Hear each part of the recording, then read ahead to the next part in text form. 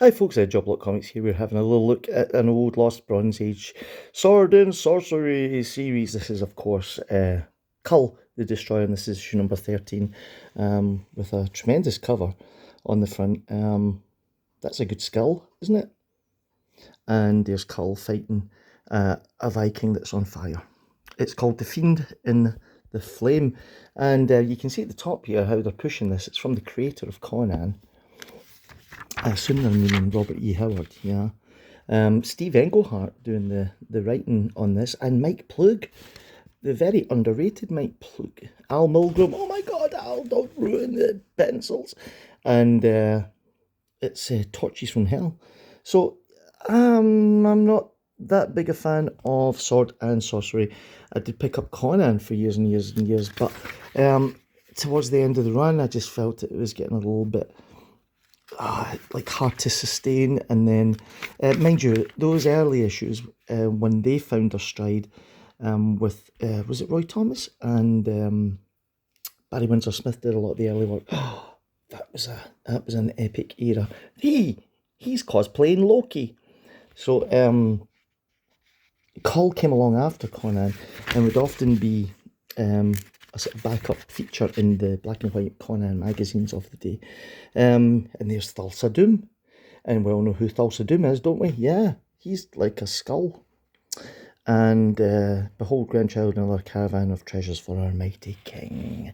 So, what's going on here? Well, nobody knows, because who really kept up with Cull? I'm not so sure. Maybe the diehards who absolutely loved this book. Although, I tell you, looking at this, I do have a certain amount of nostalgia for it, because it's Sword and Sorcery at a time when Sword and Sorcery was pretty big business. There was lots of those, you remember those old Italian sort of knockoff Conan films and stuff?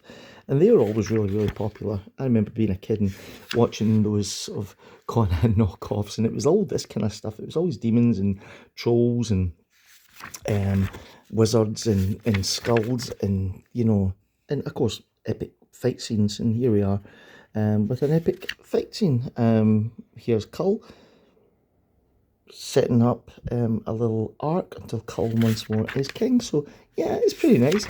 I like looking at these, they're good. However, look what else is on the back of this. He fled in the night, and it's an old reprint. Is there a date on it? Not that I can see. And there's no credits neither. So I've got no idea what this is.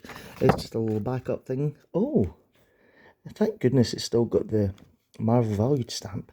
And number 100 in Series A was a mystery. What could it possibly be? And there they are advertising the magazines, Vampire Tales. See that there? Meanwhile, back in Hawaii?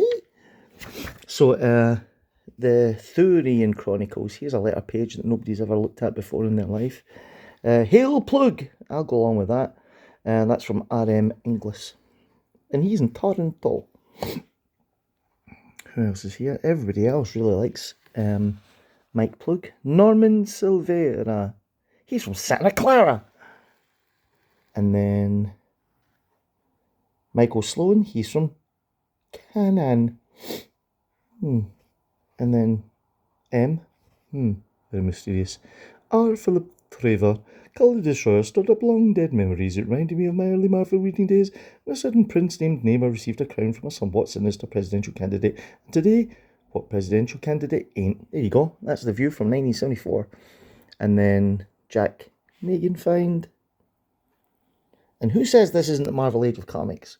And this is your Marvel value stamp for this issue. It's number 73, and it's the Kingpin. And it looks like it's been drawn by John Romita. So there we go. I'll tell you this, though. This is a beautiful issue of this old Bronze Age book, isn't it? I bet you'd love to have it. Ha ha ha. Anyway, I hope you enjoyed that video. If you did, could you subscribe to the channel, and I'll bring you more old forgotten comics as the days go by. Hope you're all well. Take care. See you in the next one. Subscribe.